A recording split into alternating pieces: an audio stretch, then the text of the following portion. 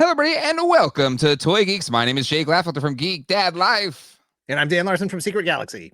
And we're here to dive into your favorite toy lines 1 year at a time. And Dan, we've covered some big toy lines. You know, we've done G.I. Joe, we've done Masters of the Universe. But I'd argue, just in terms of the modern toy world we live in today, you can trace back to this toy line that we're starting tonight, and that is Power of the Force 2 from Kenner, the resurgence and return of Star Wars to toy shelves. And Dan, I'm so excited to jump into this. I literally am too. It's this line has been sort of the butt of jokes for a certain amount of time, and we'll get into them jokes. Those jokes are ready to go. I got them all. They're simmering over here, ready to go, right? But it's a very important line, like you just said, in the sort of arc of collecting throughout the years. Obviously, going back to the Kenner days in the 70s, that was a big deal as well in terms of just action figures. So it is a really, really important line, and I'm excited to dig into it. We've said in the show we're different ages. For me, I basically grew up in the dark ages of Star Wars.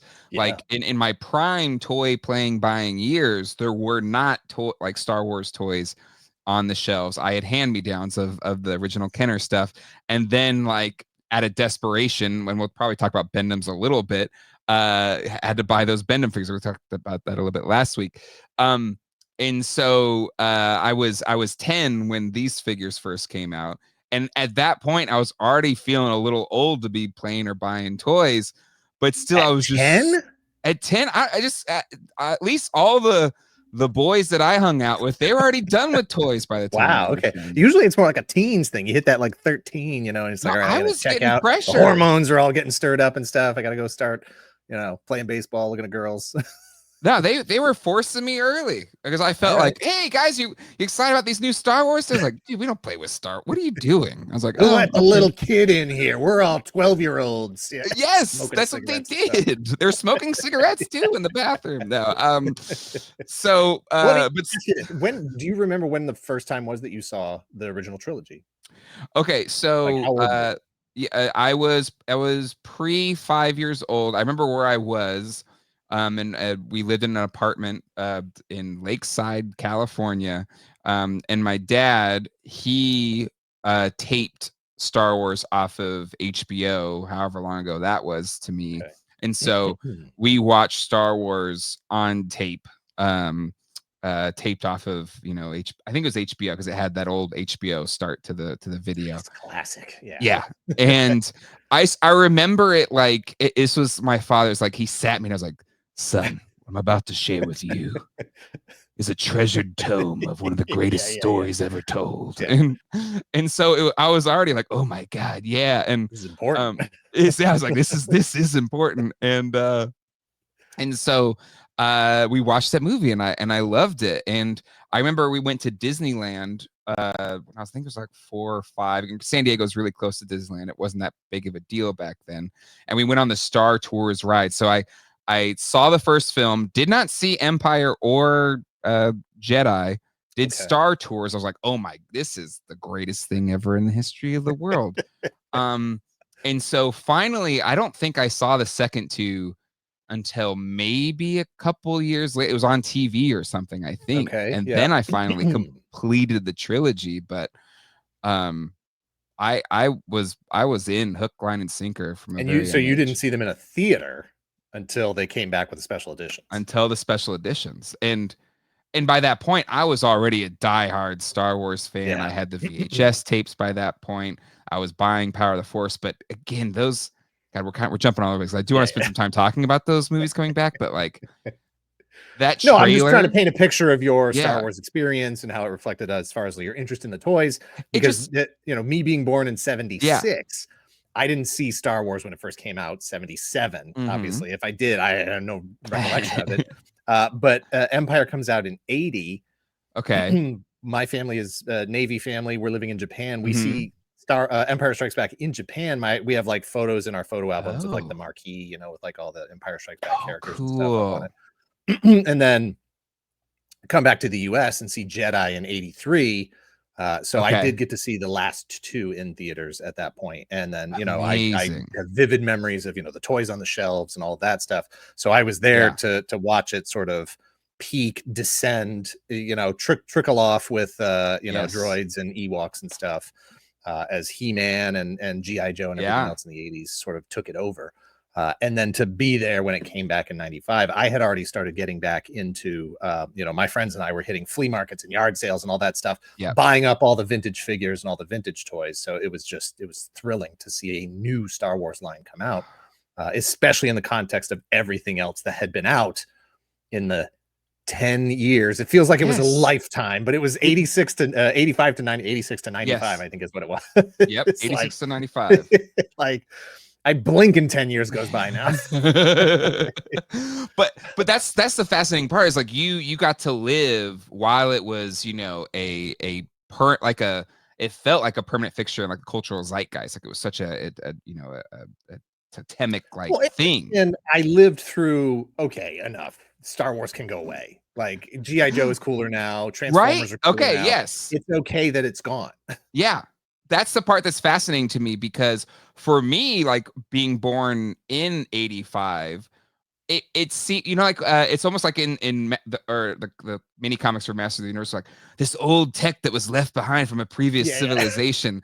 That's what Star Wars to me is like. Oh, this is so cool. The hushed words are spoken about this property. I find that fascinating. It's interesting to me because you don't associate it with something that was like your dad. Oh, my dad likes this, so I'm not going to be interested in this weird guy and his bell-bottom pants and Luke Skywalker. I don't care about any of that. I'm into Ninja Turtles, you know. No, it seemed like this long lost treasure that I had somehow like got like just relics from. Like I had a hand-me-down R2D2 and a hand-me-down C-3PO, hand-me-down Darth Vader from the Kenner line. And they were like relics that I treasured, even though they're only probably a couple years old by the time I got them. But it just felt like just another world. About all the time, like the way we thought about stuff, and it's certainly responsible for part of my collecting addiction, I'll say, is having grown up at a time where if you got rid of something, it was for all intents and purposes gone forever. Yes. You know, there's no eBay. I mean, I didn't even know about flea markets and all this other stuff. Like maybe you'd stumble upon something at a yard sale or an antique store or something. But, you know, now there's almost nothing you can't get now if you miss it for some reason, as long as you're just willing to pay for it. And so, Star Wars figures at the time in 90, 92, 93, in those 8 years, it was like, oh my God, this is gold. And I'm not even talking about market value, because the individual figures themselves weren't really worth that much yet. Yeah. Again, eBay didn't really exist yet. There wasn't that secondary market. So it was just like finding, like you just described, it was like relics of a gone by age. Yeah. I was there like Indiana Jones, just like, you know, put the sand bag here to exchange for this art. I remember there's a big swap meet in San Diego. It's a flea market called Kobe Swap Meet. And I remember that when I finally found an R2D2 for the first time, holding one in my hands, and but the sticker was all tore up. Yeah. And I just remember like, when am I going to get another chance? I have to get this R2D2 because this is my only shot. And I did. I got it. That was my first one. But I remember even my dad was like, I don't know if you want that. I was like, dude, this is the first one I've ever seen. I may never see another one in my life. Exactly. That's how I felt about Boba Fett. It's, you know, 562 later. Right. And I never went full Boba Fett like you, but anytime I come up an R2D2, like I'll just pick them up because, you know, it is that, to your point. Do you think you kind of uncovered that a little bit, but is that one of the big components to like this generation of toy collectors, where you're right, like, because either our parents threw it away, got rid of it at a yard sale, whatever, and then you couldn't just get it back. So then once these things became, it's just like we haven't let go of that. Like, I need this. Yeah, just in case. Just in case I need to have 2 or 5 or 17 or 562. You never know what'll happen, you know? Like, oh, sure, something happened to the 6th one. Good thing I had 7, but what about the 560th? Need to have 561 just in case. No, it's my favorite figures from when I was a kid, like Matt Tracker. I think I have like 12 Matt Trackers. Like, right? I just, but that trauma story, that toy trauma story from Matt Tracker is deep. so it's deep. And if it had been different at the time, if my mom had tossed that thing out and the next day I was like, Mom, that was really like one of my favorite things, and she could have been like, I'll get you another one. I'm sorry, I didn't realize it was that bad. She hops on eBay, spends $10, then spends $5 and gets me another one. It doesn't happen. Yeah. I go to a different college. I have a different job. Making investments. I have a retirement. You know, maybe, I don't know. I love that. Just responsible, sensible Dan is just one Matt Tracker away at a pivotal moment in your life. What they call it in the MCU? It was I can't remember. Canon event. Canon event. Yes. Canon event. Yeah. Is it a canon event? Yes, it was. I think it is. So so like this toy line, like where were you when you found out? Like how did you find out that Star Wars toys were gonna come back? Like how did you I'm pretty sure it would have been either Wizard or Toy Fair magazine at the time, because that was really where all of that news was coming from. And I was tuned in because I never stopped. I maybe stopped collecting, or maybe it was the sort of transition between like I had toys, and then they'd all sort of been packed away. I had gone through my shoplifting phase, and I was basically down to we had a box that had like everything we had gotten from Japan. It was like all the die cast, Japanese robots and whatever.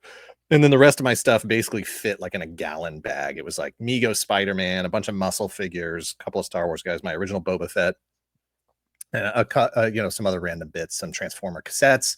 And so there was like maybe this 2-week period where I was out. And then what brought me back in was my mom had actually picked up a Toy Biz Wolverine. And I had kind of been paying attention to those brown figures, suit one, not the one with the removable mask. This one, the good one.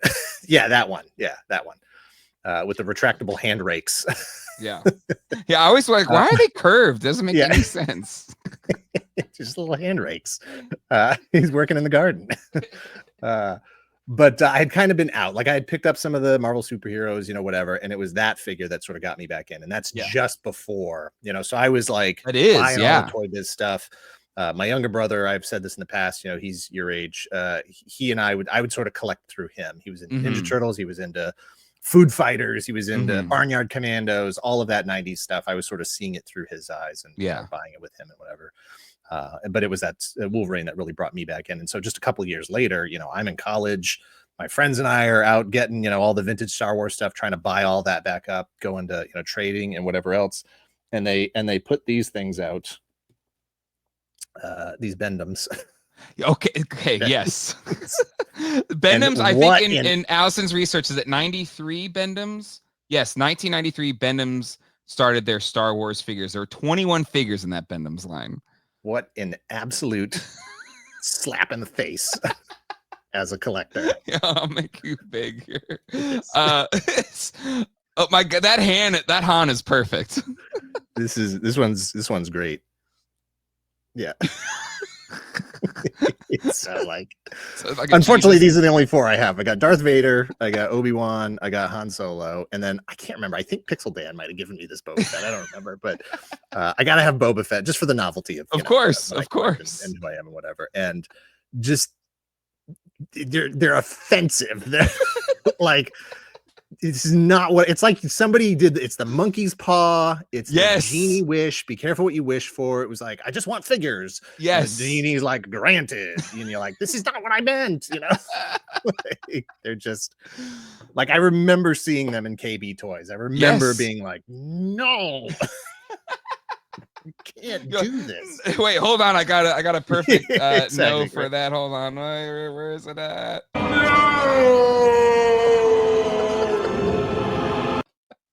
There it is. But it's true. And again, I think for any collector, or at least toy, even a kid buying toys, those Star Wars Bendums, I think, are could they be the most offensive? I mean, there's probably things that are more offensive, but like Sure, just yeah. to our Joke wise, yeah. yes, to like what we would want. And it like I just feel like but I bought them. I bought so many of them because even for me, I didn't have again, I just had a few of the Kenner figures. This And it simultaneously represented the fact that maybe someone was trying to do something yes, with the license. It was like, well, we're at the bottom. This is literally the bottom. There's nowhere to go but up. Maybe we can go up from here, you know. And it was certainly part of what was driving my, you know, interest in getting the vintage stuff back, because the vintage was so much better than yes, exactly. I remember there was a shop in Parkway Plaza Mall in El Cajon, California, and they had like vintage Star Wars stuff, and like at that pre you know, Return of Power of the Force 2, I just feel like even beat up X-Wings with no parts were worth so and again, I had no money at the time, but I just felt like even those were unobtainable from a money perspective to me. Like I'd have to save up allowance forever to just get a piece of something. Yeah, it's so hard to really accurately, if you weren't there, if you didn't live through it, it's hard to explain just how rare that stuff felt like it was, because there was no connection to any other collectors, any other stuff. As someone who was just like a 16-year-old kid, 18-year-old kid, whatever, just getting back into this stuff. Yeah, like you said, if you found a stripped to the skeleton Millennium Falcon, it was like you found a pot of gold. It was just this rare thing, like that has been pulled from the deepest recesses of your memory, like just core things about you, you know, your childhood. It was something you thought you'd never ever see again. Yeah. And so it's I think in that space, like once, so I don't think I read it in a magazine or anything. I think my dad found one and he said, Jay, guess what they're making? I'm like, what? He's like, and I think it was Luke, a long saber Luke Skywalker, and I was like, what? Did it look like this? Hold on. I love that you have that. I went to the store today. I went to the local toy store here called Cro-Mag Toys, and I went and bought most of the first wave of, even though I have these figures like in triplicate. I like that we all I'm missing, I've had these figures for years. And this, look, I am not an in-package carded collector. These aren't even the best figures in the line. No. But because of how important this line was, back when I was, you know, selling, dealing, whatever toys, I pulled a whole wave of orange cards and set them aside and said, I need to hang on to these just because of what they represented to me as a collector at that point in time. So all I'm missing from wave one is R2-D2. So it's funny, they had everything but R2-D2 from the first wave. So maybe that's the tough one they got. But so I bought all of these for $30 today. That's one of the best parts about it. Yes, I was like, oh, it'd be fun to have them because I years ago I got the C3PO case, the talking through C3PO case, and I was like, you know what, because they all got bent in storage. I was like, F it, I'm just gonna rip these things open and have them. So I still have all the ones that I bought back then, but I didn't have any on card. So I was like, you know, it'd be fun to have them on card. Let's see if they got them. They had just a whole stack of them. You just want one? You don't want like 10? Yeah. He literally was like, you sure you don't want more? I was like, no, it's fine. It's just I need it. No, hey, look, like I said, when I was a toy dealer and I would rent space out of, you know, the local comic shops, I loved having these because I could buy them. I would buy them carded for $1 a piece, and I would charge $5 a piece for them.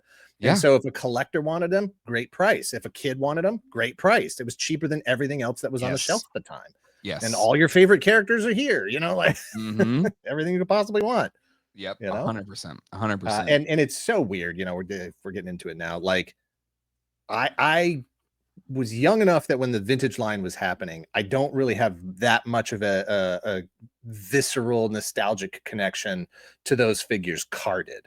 right? Like when you would, Interesting. Okay. as a kid, you buy it, you rip it's you're in the car Yeah. on the way home. The package is already in the trash. It Yeah. never makes it all the way home. But maybe you get one for Christmas, your birthday, whatever. Yeah. But they're ripped open immediately. There's no real nostalgic attachment to those Mhm. cards.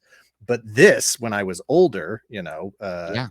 I have the memories of, hunting these things down, looking for them, Yes. and just that sort of collector joy of seeing Yes. this card design, and thumbing through them, trying to find who I needed, Yep. like, yeah, no, this I absolutely have. I don't love this particular card design. I think it's kind of boring, but Mhm.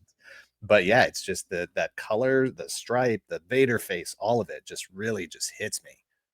Yeah, and it's just, even the orange, like, I was like, wait, their lightsabers aren't orange, but it's like it works or whatever, It's and then I remember. Well, I guess I'm gonna save green card for when we get to green cards because it's not this year. Yes.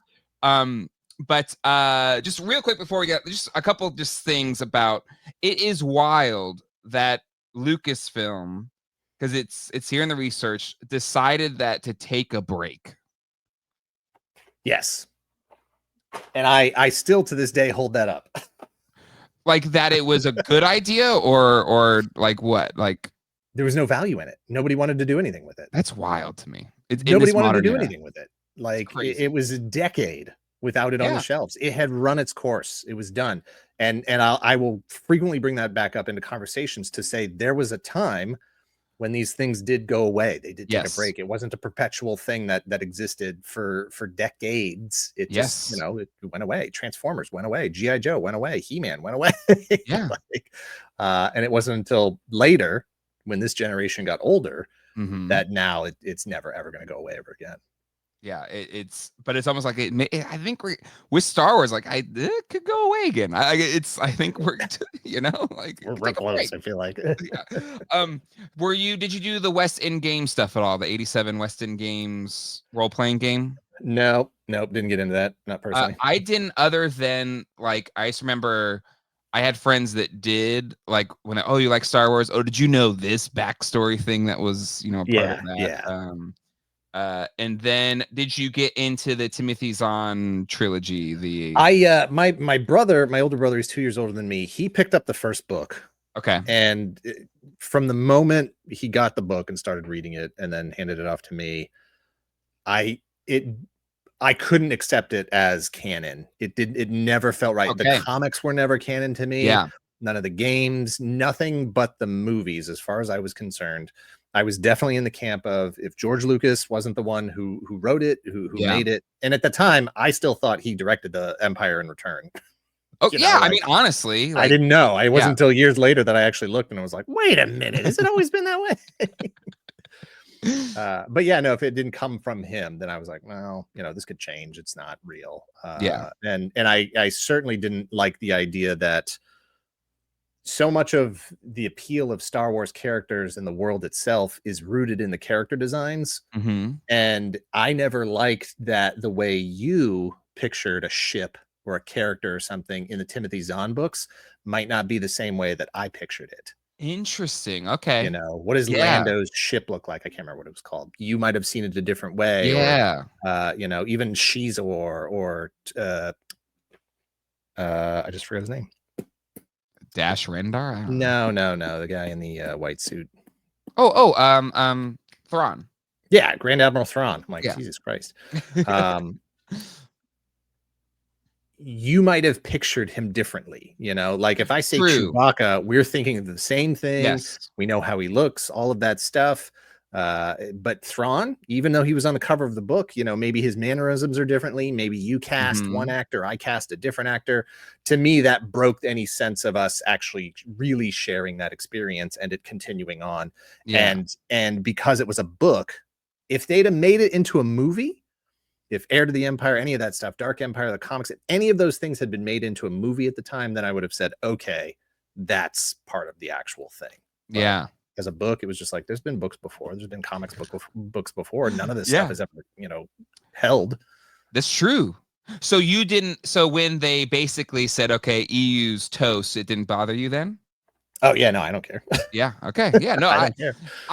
I didn't read it, but people again, just like, I was like a spoken tales passed down through oral tradition, and so like I would just hear about like, hey, in the books it is like, oh wow, that's crazy, and so I was like, okay, well that's what happened, that makes sense. Like I Yeah, never really, and it's tough. You know, you read interviews with Lucas, and even he is like, whatever. You know, the books, the comics, all the other merchandising stuff, any other licensed things, that was just all about making money to make movies.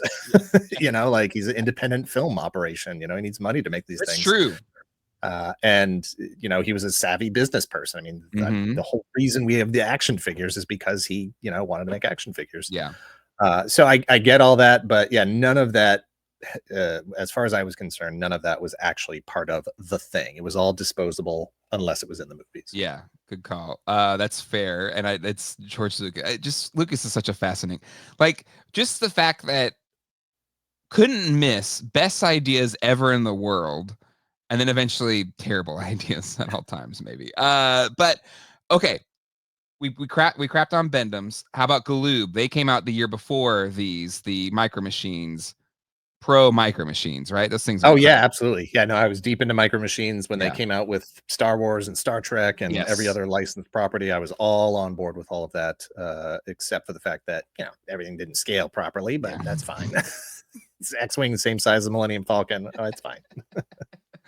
Bendums go to hell, but the Micro Machines are fine. Okay, now Kenner Toys was defunct by this point. Well, not defunct; it still existed, but it was owned by Hasbro, and it was just like the boys lines, it's right? either 92 or 93, 91, somewhere. I think it says 91. Hasbro purchased Tonka, which had purchased Kenner in '87.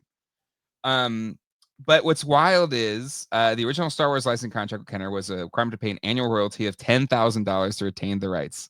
They forgot to do that at some point, so they didn't have the rights, and they had to re-up, which has been said before. There's been documentaries and stuff like that, but kind of wild that they could have, I guess, kept it in perpetuity for $10,000. Yeah. And now Hasbro, the last time they did it, what was it, like 64 million dollars or something? Who knows? Yeah, more than that now, but anywho, but they knew that, or at least George knew that he's bringing these movies back, and he needed and smartly did it through 1998. So George was already thinking about like, okay, we'll re-up, and Hasbro see what it's really worth. We got to set a new market value. Yes, exactly. And even Hasbro, they're like, cool, we need this because we want to be the ones to get the Phantom Menace or whatever the next movie is going to be called. It's kind of wild. The whole like existence of Power of the Force is like, okay, make some money. Hasbro wants to kind of, this is their dry run to kind of show why they should get, Phantom Menace. And yeah, here we are, Power of the Force 2. All right, so okay, when they came out, how many were you completist? Were you buying all of them, every single one? So the way it worked out, and I when you had asked where I first saw them, it was either Wizard Toy Fair, or I know they were also running ads in like comics. Yes, and I was reading comics all the time, and I was at the comic shop all the time, so it was probably somewhere with that. It was interesting because I knew they were coming, and I don't think I had seen them on the shelves yet. But my mom was working at, I don't know if it was still Zayre's or if it had already switched to Ames, but she was working there. And she ended up just grabbing the whole first wave of figures, not the vehicles and stuff. Awesome. She grabbed the whole first wave, and I got it I think it was for Christmas that year. So I just right out of the gate, I had the entire first wave. Oh, hell yeah. That's awesome. I think I got most of them for Christmas as well. My parents were divorced, so my dad got me the Millennium Falcon, X-Wing, did not get a TIE fighter, weirdly, so he just got me 2 good guy ships, and then I think the only one I didn't get was Princess Leia. And we'll talk about her when we get to her, but she was like one of the chase figures of the first wave or whatever. And then my parents also got me an X-Wing and also double figures. So this was the time. This was like the pivotal moment when I said, well, I've got duplicates. My mom was like, well, do you want to return these? I was like, no. Exactly. I was like, have you seen what the originals are worth on card? Exactly. And so that was the moment that I became a mint on card, mint in box collector. I had X-Wing and then those sets of figures. But it's also why there's so many of these damn things today. Hey, look, so I was, my mom was working at the Ames or Zayres, whatever it was. Yeah. She did buy a whole first wave, but I had a job at that point. Like I Mhm. was working, I had my own money, and I was already collecting like buying up all those Toy Biz Marvel figures. Like that was me on my own dime. Mhm. Mhm. And I'd gone legit. I was paying money for that at that point. And they were cheap, but I was actually collecting them at that point. Yeah. So for me, it was the exact same thing. Have you seen what those carded figures are worth? I need to make sure that in my lifetime, that mistake isn't committed again. We need to make sure that we have carded. So as this line goes on, I'm getting 3 of each. Whoa. One to Okay. open, one to keep forever, and one to sell. Okay. All right. So you went to the trifecta there. All 3, yeah. Okay. Now, how long did you keep the forevers? Not forever. None of these are the forevers. Is what how long did you keep the forever? I percentage? think forever was like, I don't know, 2002 maybe. Okay, all right. Did you ever sell? Did you ever like sell them at more than what you paid for them? Maybe $1 or 2. I don't know. There was probably some point there where it was like, oh, I paid, because I mean they were getting some of these. This is going to really blow up the whole price game. Yeah. No, this has an original price tag, but places like KB Toys, Toys R Us, everybody was clearing them out like 3 for $10. Yes. I think I had some holofoil green cards that I was literally paying like $2 a piece for. Yeah. Like they were so cheap on the way out there. Like just bins and bins and bins full of them. It's why resellers and toy shops now can still afford to charge $5 a piece for them. Exactly. They were just nothing. Yeah. Which is also what happened to the original line. Right. But what's fascinating is, again, they made bajillions of that original line, but for some, it was never cheap. Like at least after the clearance of the 80s and stuff, by the time you went to the 90s, has vintage Star Wars ever been cheap like the original line? Loose, yes. Yeah. And I mean, certain figures, the later figures, the power of the Force figures, Yak Face wasn't released in the US, all that stuff. Those figures were always going to be expensive. But yeah, no, there were definitely times where you could pick up a Stormtrooper or Boba Fett or whatever, super cheap. Loose. And that speaks to where were we at as a society with keeping things collectible, how many people were actually storing these things away for the long term with an idea towards how much they could possibly be worth in the future, because there was no real precedent for that having happened before. Exactly. Not to the scale of Star Wars. Yeah, for sure. But wild. It is wild. Any other things you want to talk about before we jump into the figures? We feel like we set the stage. I think that's pretty good. I think that's a pretty good place to start from. Okay. There's a lot of websites out there. Rebel Scum has always been my go-to. Oh, go ahead. What I will say one last thing, and we'll talk about this more as we get into the individual figures. Yeah. The market at this point in 95 is absolutely owned by Toy Biz Marvel stuff. Yes. Owned. Yes. Superheroes, the X-Men, Spider-Man, all of that stuff is huge. Yes. Yep. And huge is the key word there. So come back to that in a second. I like it. What do you think Playmates has any influence in this? Yes, also right? That. Yes, anything that is even tangentially superhero related. Yes, because also like Playmates is doing Star Trek before this, right? Yep. And they had the whole, limited edition, one of 10 billion or whatever. At this point, I think we're winding down on the original Ninja Turtles animated series. Yep.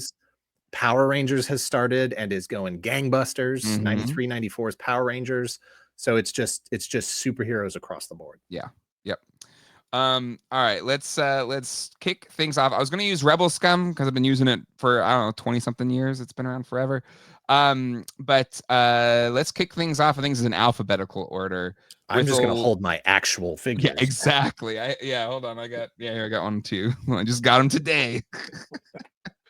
Are you gonna open that, or do you have a loose one already? I don't have a loose one. I think I'm gonna keep it. I don't know. I guess I could open it. But what I love about this picture, though, I did want to talk about this. Is yours a long saber over there? I don't think any of these are long sabers. I don't think I have Okay. any particularly fun variants. No, this is just a regular short saber Obi-Wan. Okay, nice. So were you aware of, so okay, if you're listening, I assume everybody knows, but the very first releases had lightsabers that were very long, kind of Comically long, yeah. absurd, the length of those things. And then so that was part one of this tale. Then there was the long tray short lightsaber, short saber, stupid, which is a transitionary thing. And then you just had the short saber. So Dan, were you stressing if you had a long saber or short saber, long tray? No, sure. Okay, you didn't care. I didn't care. In fact, I liked when they switched over to the short sabers. There was that collector part of me that was like, I feel like I should have at least own a long saber and a short saber, not carded, but I needed to at least have them in my collection. Okay. Did that come to be at some point? Yeah, I definitely. I mean, again, they were so cheap. Like you pick them up anywhere, super cheap, just for lightsabers. I just remember because at that point, that's when I think comic book shops and stuff like the whole, resale or secondary market prices and like rare things becoming a thing kind of locked in. And the long saber thing was one of the earlier, variants that people were charging more for at the time. Well, and it really speaks to, again, how many people got into collecting at the time because of this line, that you had people, and it's because it's Star Wars, and it's because of the value of the original line, the original Kenner line had broken people's brains, including mine. That you needed to make sure that you didn't know, like, long saber, short saber, long tray, short saber, half circles on Boba Fett, full circles on Boba Fett, all of that stuff.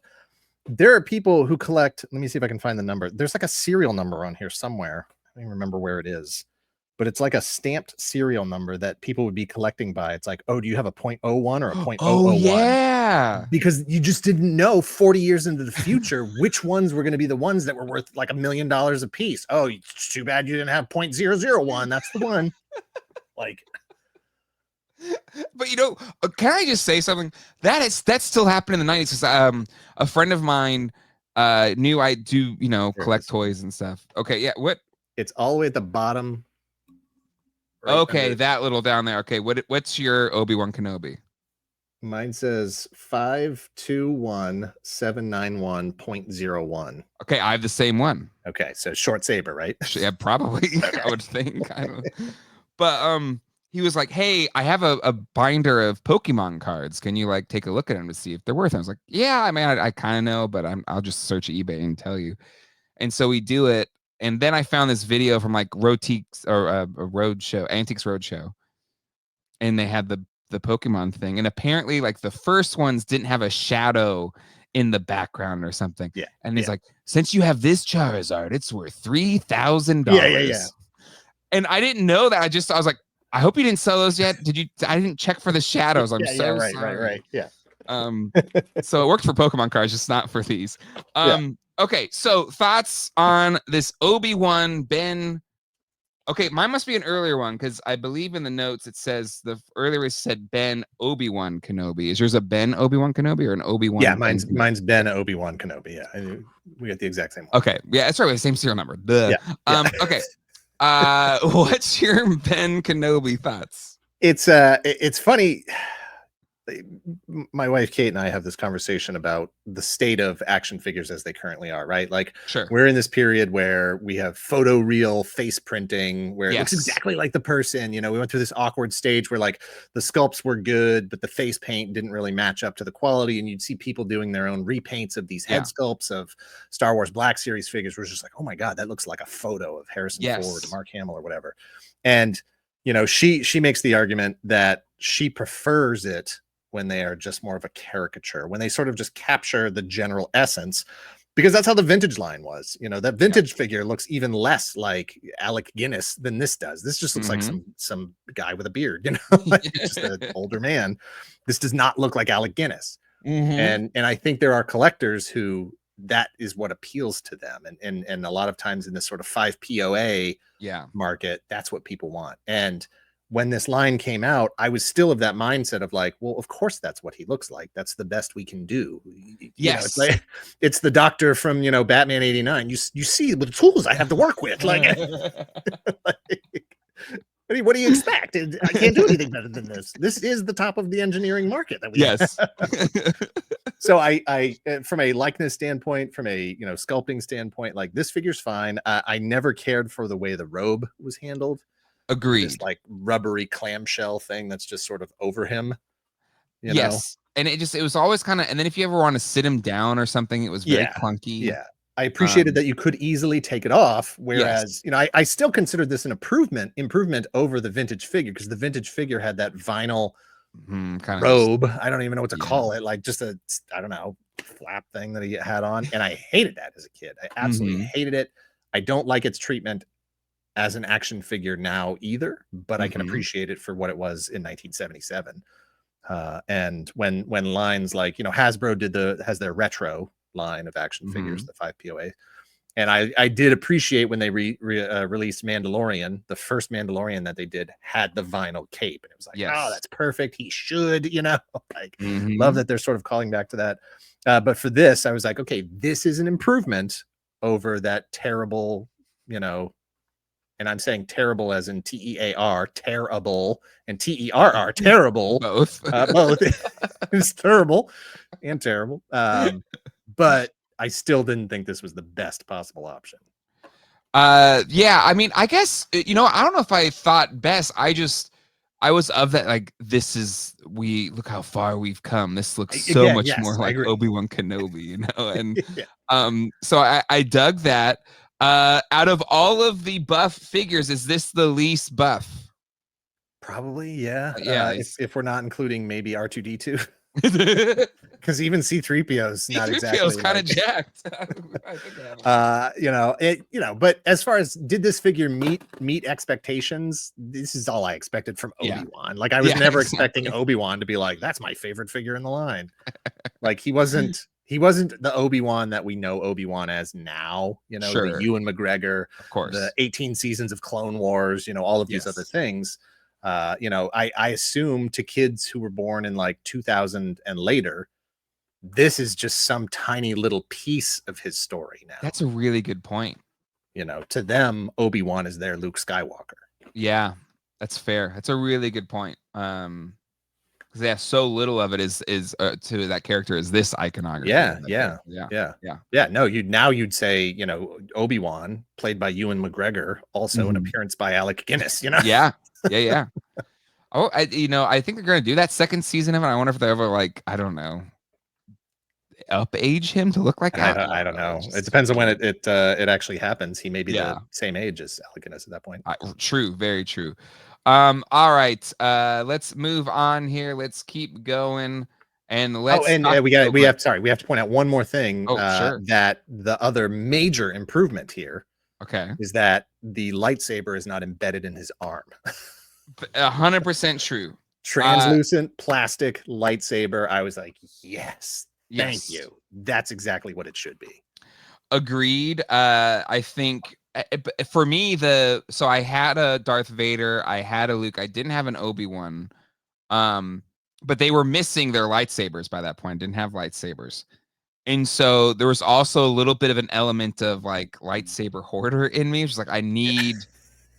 You don't understand. These are precious, and the fact that they were translucent, I was like, these are like jewels. This is like a sapphire and a ruby, and so the fact that and they're kind of translucent, that just activated my imagination. So it's like, look at that picture though that's on screen right now, and sorry for everybody that's just listening. Like, to get that figure to stand, how far back does he have to lean? Like, well, sometimes I would just use his robe as like a stand. Traffic cone, right? Yes, exactly. That's what I would do. But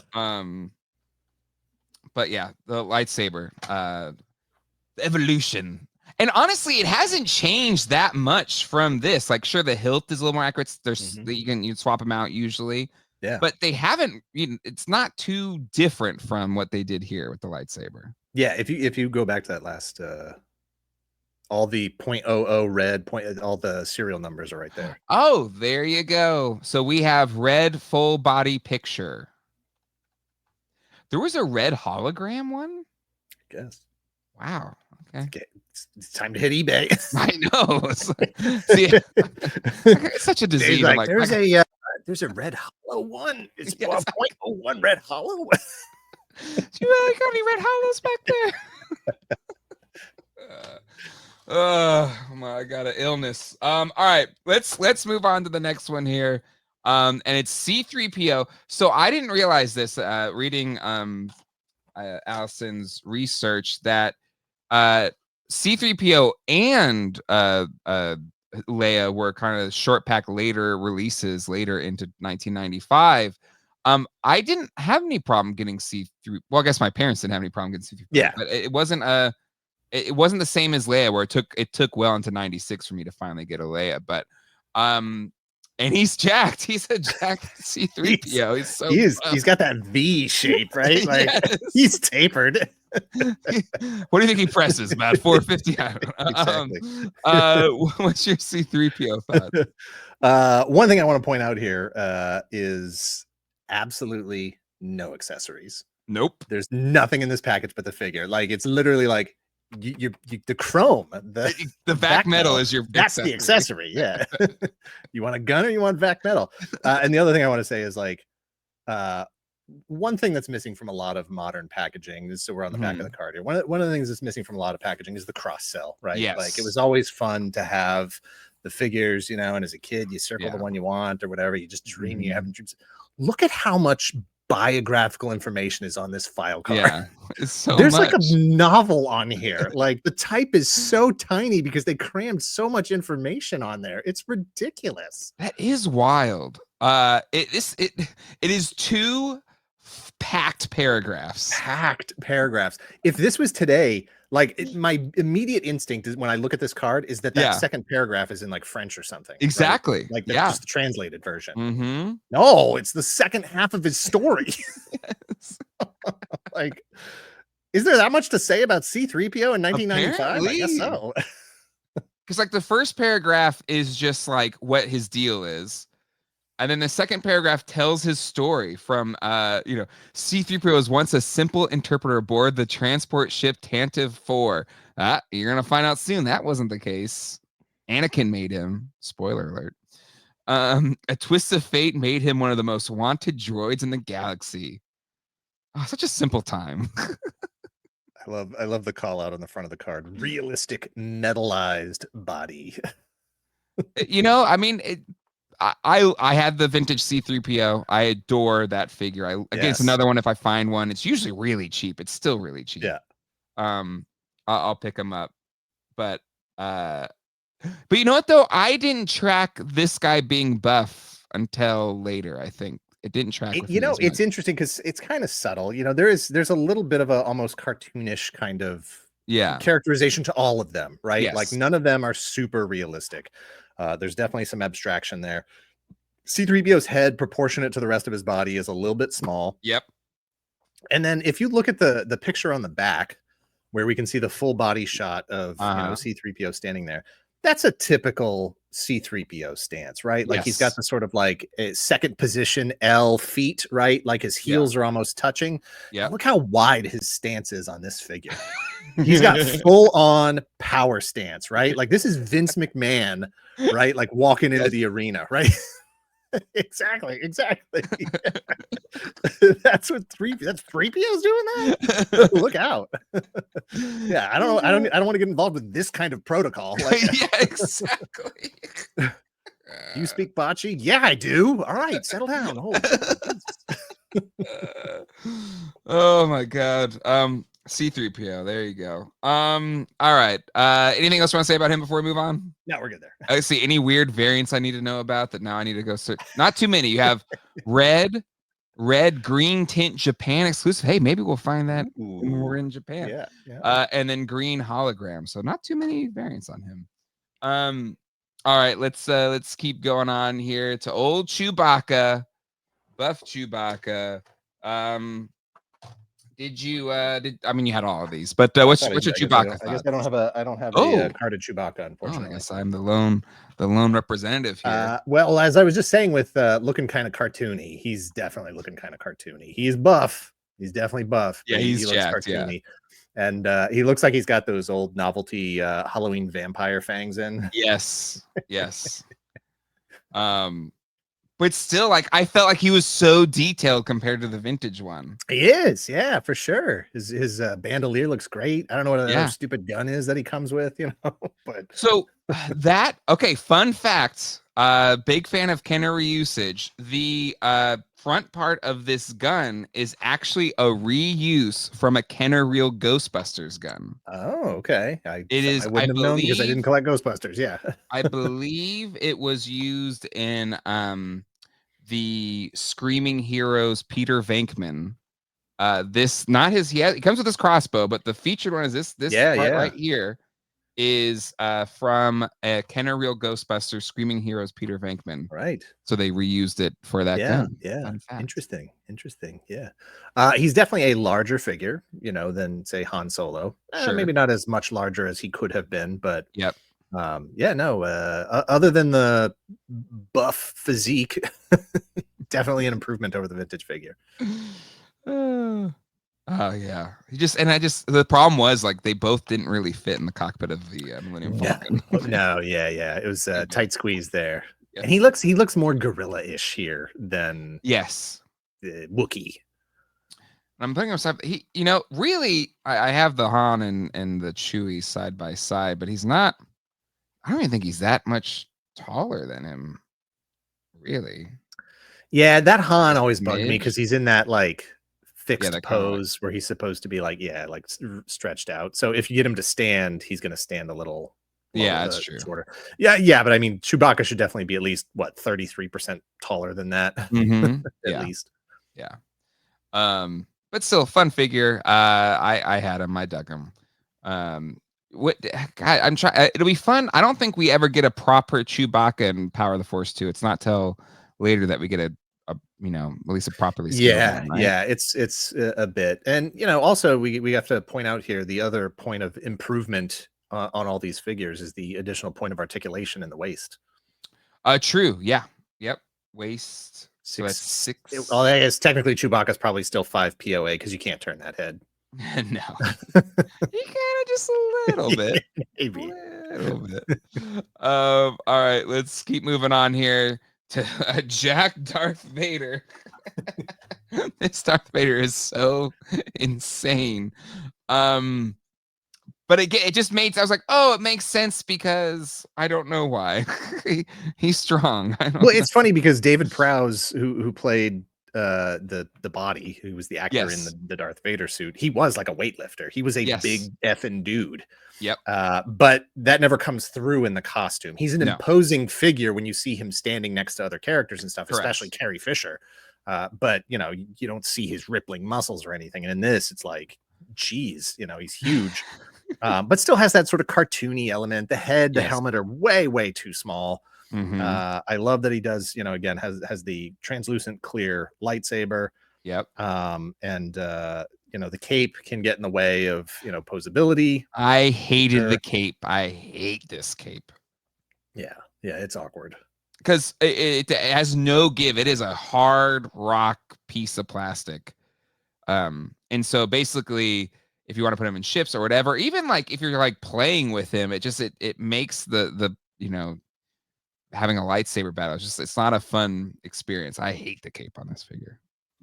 I hate it. Yeah. Exactly. But you had to have Vader for sure. Of course. And his bio on the back, there's a little tidbit there that I want to say it had never really been phrased that way. Okay. Before, Vader was almost killed in a confrontation with Kenobi and was forced to adopt his current life support systems and fearsome body armor. Okay. I at the time, I don't recall it ever having been phrased that way. Like how so? Because I knew, because again, it was one of those like, a playground kind of stories. I think, did West End Games talk about like did they bring in the whole Kenobi in Mustafar? I feel like that was known. Possibly. But I wasn't into the game, so I wouldn't have known. I didn't read like any of the novels. I didn't read any of the books. And that was my I don't know exactly where it's from, but I knew of like there was some battle. Yeah. And it was Obi-Wan that, destroyed and he had to be on life support systems. Yeah. I knew that. For me, that was me finding out, like Okay, reading it off okay. the back of this card, and I was like, wait, hold up, what? That's Yeah. not at all how I had ever pictured that series of events happening. Yep.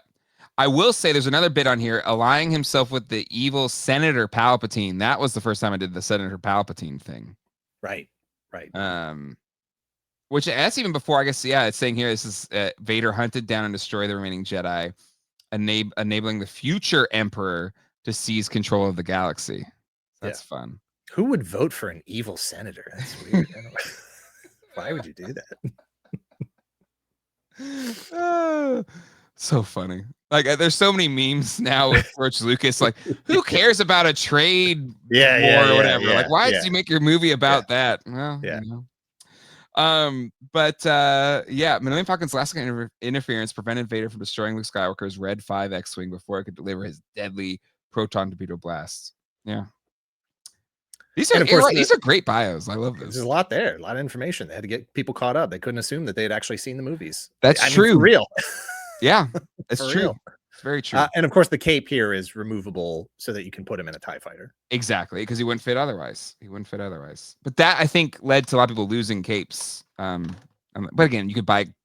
Again, I bought this probably, I think, once altogether $4 for this one. Okay. Let's move on from Darth Vader to the hero that, guy we all know and love, Han Solo. Buff Solo and agree. Good God. He's so wide. But again, this is, like I said, superheroes. Yes. This was Hasbro saying the only way. This is how diminished Star Wars was. In order to compete on the toy shelves, the once great Star Wars had to bend to the trends that were happening at the time. Yep. And the trends were big, beefy boys. 100%. Yeah. Did it bother, like you said, the stance thing is annoying with this figure? Hated it. Absolutely hated it. And that's something that still goes through iterations of this line after, and even into the the movie lines and whatever else, where they're still doing these sort of pre-posed stances. I hate it. I will take the neutral 5 POA, hands at your side, straight up and down pose over this kind of pre-posed nonsense all day long. Here's my question. Like, who do we have to blame? Because this is not just a Star Wars thing. So many toys did this kind of action pose stance. Like, who did it? Was it Spawn? Like, was it McFarlane? Like, who did it? Probably say it was Ninja Turtles. True. Yeah. But Spawn was a big deal too. Yeah. For sure. I mean, there's definitely like Kenner Batman figures where there's a ton of those pre-posed ones. Like, but it was about that time because Kenner Batman was, just the straight 5 POA or even 4 PO. No, POA. I mean, the market is shifting at this point, and it's definitely in response to things like McFarlane and Ninja Turtles and this sort of more dynamism in their pose, as opposed to just like everybody's just standing straight up and down, and I get this. You're trying to sort of recreate that shot of Han Solo. It's, it's not exactly the shot that's on the card here. I'm thinking more of the one that's, him and Chewie coming out of the Falcon. Chewie's got the bowcaster up. He's like, pew, pew, pew. That's what it feels like they're trying to recreate here. Actually, I have a question. This is not a New Hope Han in this picture. Do you know is this from like the Christmas special? Because it's a shorter haired Han, but he's wearing his New Hope gear. I'm guessing that was a costume shot taken before they actually started shooting. Yeah, I'm sure there's a fan. They're like, oh, actually, that was from. Yeah, no, I'm sure this is just this is like costume test stuff before they actually started rolling camera. But yeah, again, and the other problem with the pose, like there wasn't enough room for him, but his feet in the way that if he was in a seated position didn't sit in the Millennium Falcon well. Yeah, it was annoying. Yeah, no, very annoying, very annoying. This figure is almost impossible to stand without putting him on a stand. Yep. Anything interesting in his story here? Play some music while you're reading. Yeah, I know, right? Nothing really. Take a while. He got 17,000 credits. Did we know that? No, I guess we didn't know. Yeah, no, we knew that. Yeah. All right. Nothing new 17. there. It's going right. All right. Anything else to say about Han? No, I think that's it. Again, as with all these figures, as much as I did not love this particular action figure at the time, I loved it. Yeah. It's like such a weird thing to say, but I was just like, it's just so cool. Like, I'm so into Star Wars at this point. Like, again, Star Wars was dead. And at this point, like, Yeah. there's still people who, the majority of people do not care about Star Wars. And this was like a tiny little love letter of appreciation to those of us who were like kept the fires burning, you know. Yes. You're still interested in Star Wars, 100%. and we're buying the vintage stuff, and people that were reading the comics and playing the games and whatever else. It was just like, oh my god, something new. Thank you. Yep. 100%. 100%. All right, next up we got Luke Skywalker. This is the most egregious of the buff figures, right? It's absurd. So I will say this one in particular, I can almost kind of defend, because if you remember that Hildebrandt Brothers, the classic movie poster for Star Wars, look at that lightsaber up over his head. Yes. That lightsaber is It's so stupid. Like you were scrolling and I was like, is this a joke? Like, what's going on? If you're listening to this, the picture of him is the long saber, and it is I can't even think the picture of this angle they shot. It is insane. Yeah, that somebody thought this was okay. Hey, this lightsaber look right? It looks fine to me. Just go. It's taller than the figure. Yeah, you just trim it to the size you want. They give you plenty. You just cut it how long you want it to be. It's like in the old days when you'd be scrolling on a website and the page hadn't finished drawing in, and it just kept repeating the same line of screen over and over again. But no, that classic Hildebrandt Brothers movie poster with Luke and his muscly bare chest is out there, and Leia. It's like a Conan poster, basically. Yes. That is this figure. Yes. Like, Jesus, you can see his biceps through his loose sleeves. You can. Like, his head's too small. His stance is so wide. Like, you can't get this figure to stand up. No. He's got, like, skinny jeans. His pants are so tight. You can see every detail of his muscles. Detail. Yeah. Like, and the picture of him is right there. There's a picture of him right next to it. You're like, what? What? And it's always weird that they picked that picture because he's got the Stormtrooper belt on. Yes. Yep. And well, because like New Hope Luke, he doesn't him with the lightsaber is either him in Obi-Wan's little hut or training. Yeah. It's the most action pose, I guess, for him that you'd put on there. But yeah, you're right. Like, and that's kind of the whole thing of Mark Hamill is like he's just a farm boy. He's a kid. He's not, he's a kid. Yeah. So funny though. Kid on steroids here.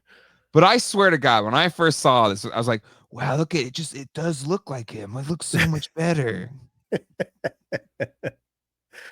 I can't tell which one's the photo, which one's the figure.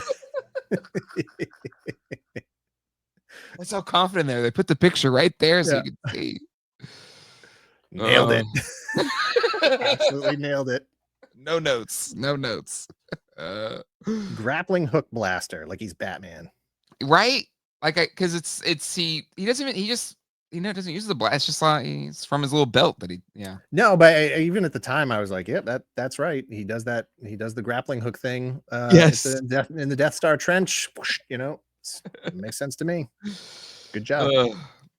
All right, we have two more figures. On Rebel Scum, it says that Boba Fett, Lando, and Luke in X-Wing were 95, but technically, I think some got out. But we're gonna count those for 96. Okay. But next up here is the chase figure. They didn't have this one at Cro-Mag Toys, but again, you can find these now for not that much. But Princess Leia Organa. This poor face. Often derided for just a terrible. That one looks particularly bad in that photograph. It does. Sometimes referred to as monkey face Leia. Yes, monkey face Leia. And sometimes referred to as Anthony Kiedis. Yeah, it does look like Anthony Kiedis. It really does.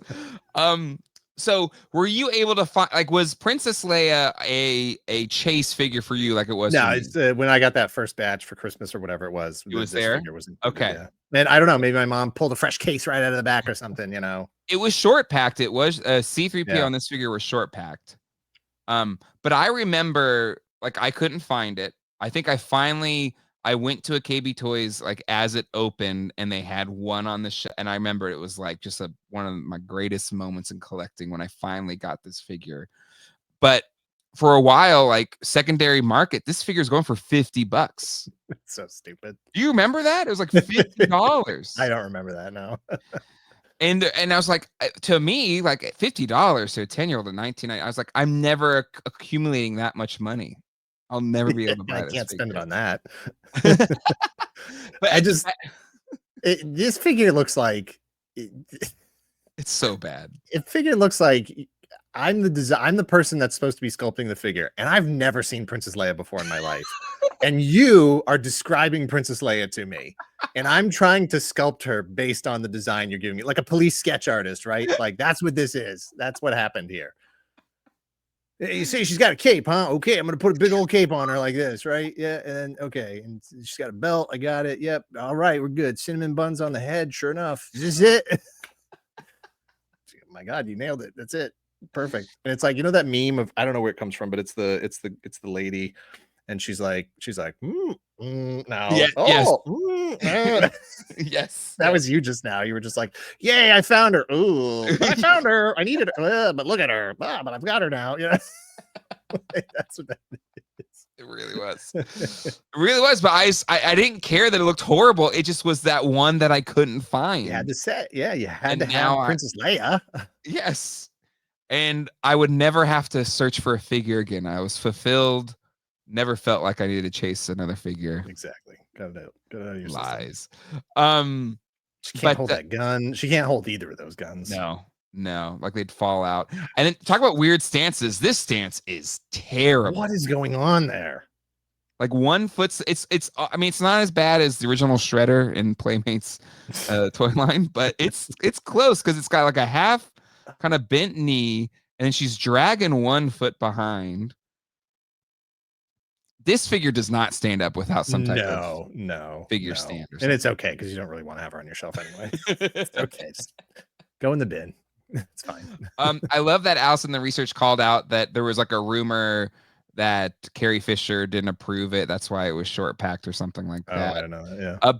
But in the research says they all signed away their likeness rights to George, so they didn't have the ability to sign off. So that wasn't true. But yeah. Well, anything interesting in her bio? Anything? I'm not. Nothing's jumping out at me here, particular. Okay. All right, and then the last figure of this first year, R2D2. Is Stormtrooper not in the first year? Stormtrooper. Oh, you're right. Sorry. Sorry. R2D2. Sorry. R2D2. This is a slam dunk figure. I think it still holds up today. It's pretty good. Yeah, the inclusion of the third leg, you know, the vac metal dome, all the painted elements on his chest there, really, really nice figure. And the little, you know, the light through the the light piping for sure. Yep. Thank you. Yep. Yeah. No, this was an absolutely gorgeous figure at the time. Like you held up your R2 there earlier. You know, all we'd had up to this point was a sticker, you know, on the front, which is cute and quaint. And I love that sort of look for R2D2 has actually been incorporated into the live action universe through, I can't remember if it was an Acolyte. No, it was in Ahsoka. It was in Ahsoka. Yep. But this was it. This was like finally after all these years we have like a screen accurate R2D2 figure. Yeah. I love this figure. I love getting him, and especially because again of that, like I wanted R2 so bad. The one I got sticker was ripped off, and then the next one I got was the Bendums R2D2. Yes, which is a travesty, an absolute travesty. The whole point of the bending was so you could kind of bend his little side legs. It's stupid. It was why would they ever bend? Yeah, it's terrible. So like this figure, like getting this figure was like oh, the sky's parting. And for so many sun people, for so shining. many years, you didn't even like. I didn't even have an R2D2 as a kid. People I knew didn't even have R2D2. You had R5D4. And Sure, yeah. R5 had to stand in as your R2D2. And so at this Mhm. point, it was like, oh my gosh, not only is he screen accurate, but I have an R2D2. Yeah. Yeah.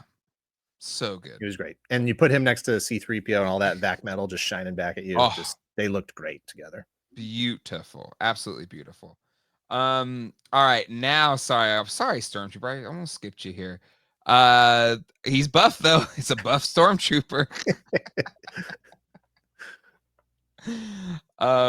So that big. gun is insane. That gun is ridiculous. Yeah. I never used any of those secondary guns. Just right in the accessory bin and never touched them again. Yes.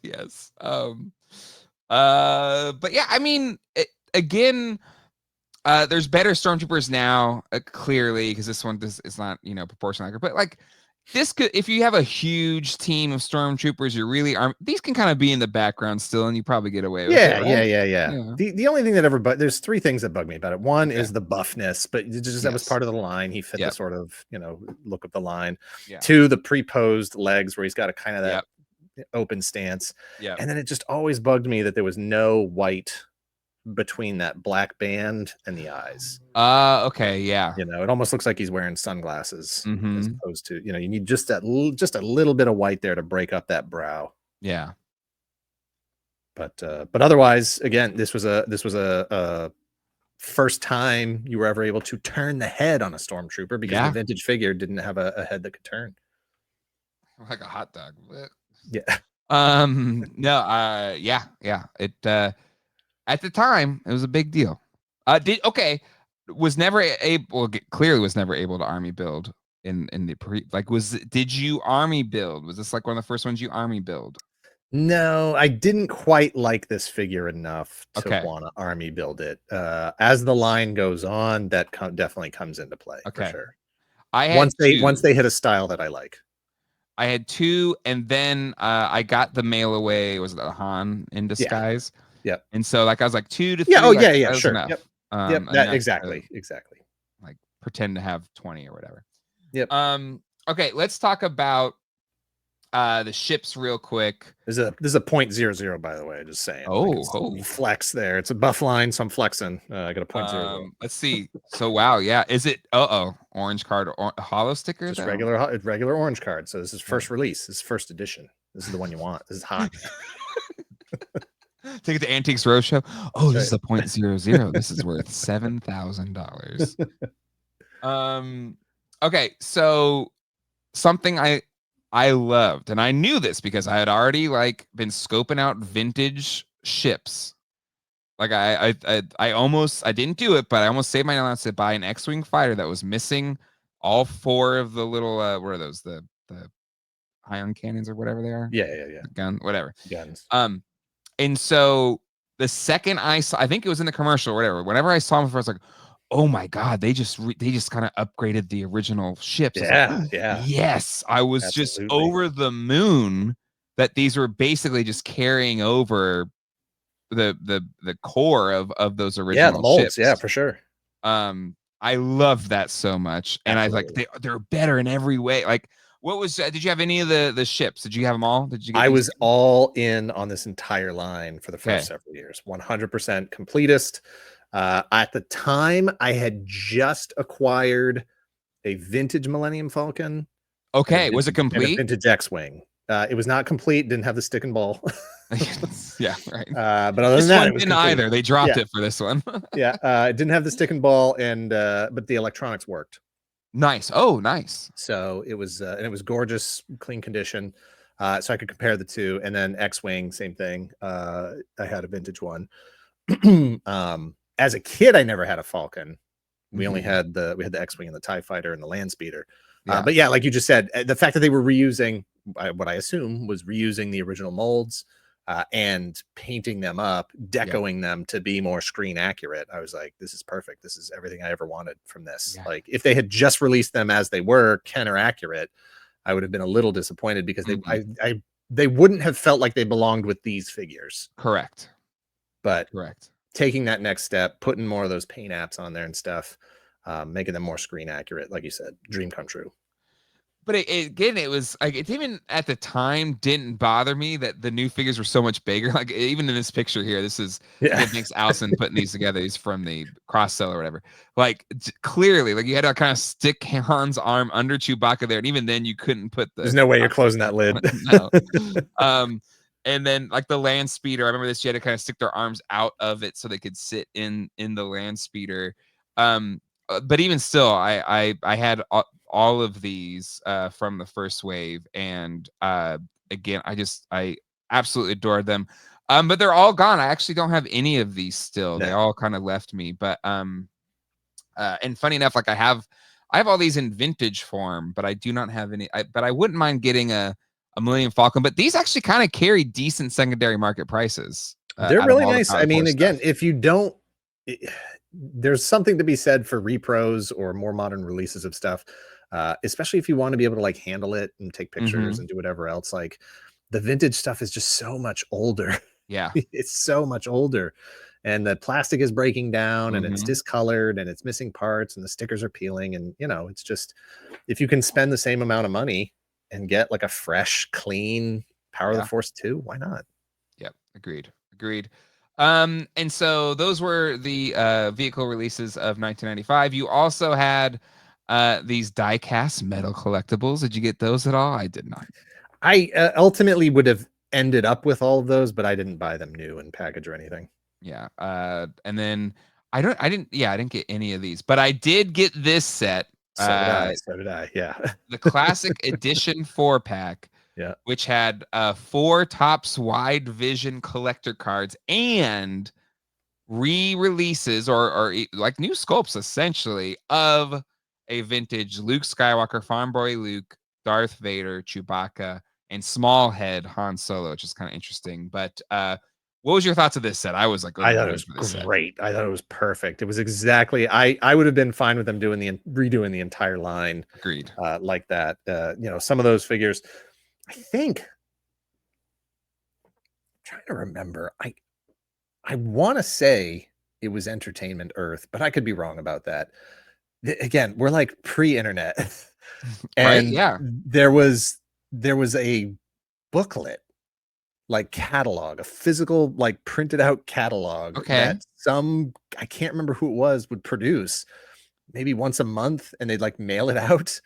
Okay. And I remember my friends and I would like flip through this handmade printed out catalog of their inventory of figures and place orders to buy vintage figures. You send them cash or a check or whatever, and then they send the figures back to you. So being able to walk into Toys R Us and just buy 4 minty fresh vintage, for better, you know, for lack of a better term, figures was beautiful. It was perfect. I loved it. Yep. Same. It says here, in fact, I think I still have that Luke over as my vintage Luke. Yeah, he's mine is in my display in my Death Star playset with Leia, a vintage Leia, and then I still have the Vader. Actually, I still have all of these. I think I lost Han's gun and Chewbacca's. I was like, you just said, you know, earlier, you're talking about never had a lightsaber before. It's like, I have a lightsaber. I don't even care if it was made in 95. I have lightsabers for my Luke and Vader. That was it. It was like, oh my, I swear, I think I laid on my bed and looking at them. I was like, I have them. Just yeah.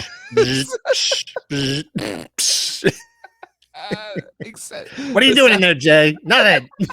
Just playing with my lightsaber. No. What did you see?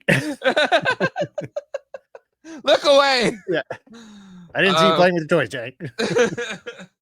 But I love this set, and it says here in Alice's notes, like this set actually carries a good secondary market price nowadays. But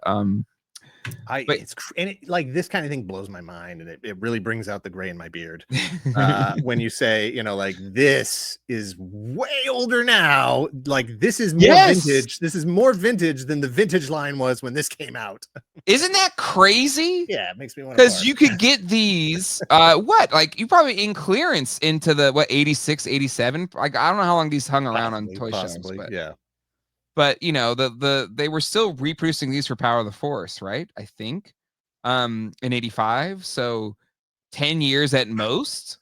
My friends and I used to sit around in the dorm and look at like magazine pictures and catalog pictures of, old vintage Star Wars stuff, which again, we're talking about had only been gone for like 10 or 11 years at the time, Yes.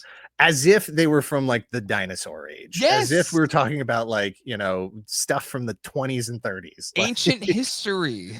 And to have this come out, it was just like, I can't believe this is real. So stupid. This is 30 years old. That was 30 years ago. Man. Yeah. So there you have it. There's Power of the Force 2. Okay, you should be educated for the original retail price game. I definitely saw the Kmart price tag on that Han over there, whatever it is. Okay. Basic figures, original, like not clearance prices. I think that's original price, $5. Yeah, $4.99 to $5.99. Yeah, I got a $4.99. I don't think. Yeah, I only have the one with the price tag. Okay. Land Speeder. I'll say 10. Yeah, $9.99 to $11.95. Okay. Cool. X-Wing Fighter. Ooh.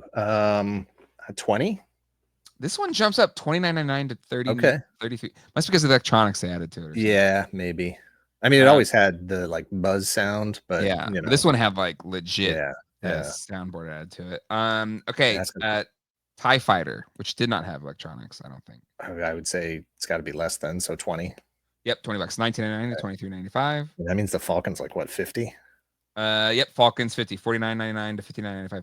Oh, I guess I missed this. ATST was in 95. I thought that was. Oh yeah. The ATST. Yep. Which is just again, that's a straight re-release of the. Well, and that was a vehicle that, like the Falcon, I had never had as a kid, so I was super excited to get that. That was just a great. Did you love the chicken walker? Loved it. And I love that you could lock it in place. Yes. If you just wanted it to stand there. Yes. Always loved that. That's a great one. It's a great one. Okay. Classic Edition 4-pack.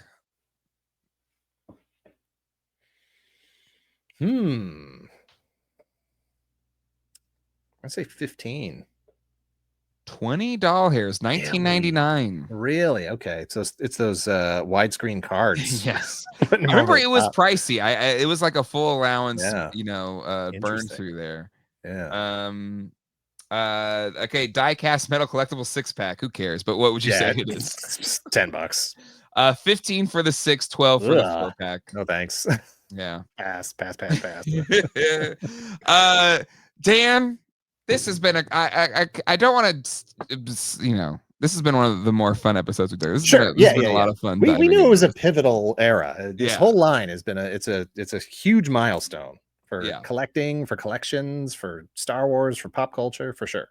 Yeah. And it is so much. It is wild how much of the motivations, even to this day, 30 years later, that I have as a toy collector, I can trace back to the dark ages of Star Wars, to the, the rise up of having to buy freaking Bendums and being, loving Micro Machines, and then the overjoy of these figures coming out. Still, I carry with me to collecting all the toys that I collect today. Even these vintage re-releases, like that wasn't really a thing. Yes. No. Right. Yeah. I mean, that's got to be a first-time thing for action figures, at least. Yeah. I'm guessing we could probably dig up some example of like an old tin toy or, some kind of Lone Ranger or Roy Rogers thing that got reissued at some point. But, I mean, I can't really think of anything else. All of the lines that I had collected as a kid either were still going or had just ended. Yeah. Like, so why would you count G2? I wouldn't count G2 because that's just kind of like because those are legitimate. I mean, it's tough. It's tough because like Grimlock got a full repaint, but that's tough. That's but this was like the first time. Like, no, these are re-releases of the vintage figures, even though it was 10 years ago. Yeah. Exactly. Like, if Hasbro re-released figures from 2015, we'd be like, could be so lazy. What the hell? Like, come on, give me something new. I don't know. They just retired. They're just retiring that Bucky Cap mold on Marvel Legends. Oh man. Dan, any final thoughts from you? Looking forward to the rest of this. Yeah, me series. too. You know, obviously I've loved Mask, I've loved Masters of the Universe, G.I. Yeah. Joe, all that stuff. But this is different. This is a fun line, and this is the first time we're covering sort of like the second era of this thing, right? And we haven't even covered the first era of this yet. Yeah. We'll get to that at some point, I guess. But it's exciting and it's fun, and a lot of people still have a lot of love. Exactly. Exactly. I think we'll have some really fun guests throughout this. Oh, touchdown. If you aren't watching, Dan is taking his Bendums Vader and done there's only like 3 poses you can put this thing in. Oh my god. Dan, anything fun coming up for you on Secret Galaxy? We had our member exclusive video for the month went up today. That's the history of Cheers shot at a bar. I'm excited. The opportunity to shoot at a local bar, so we took advantage of that. Next up, what am I doing right now? Oh, next up I think is Inspector Gadget. History of Inspector Gadget.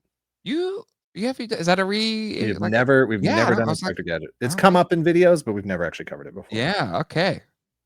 Are you going to talk about the 80s toy? Who made it? Oh yeah, no, it gets mentioned. I dreamt about that thing when I was a kid. Right? I wanted it so bad.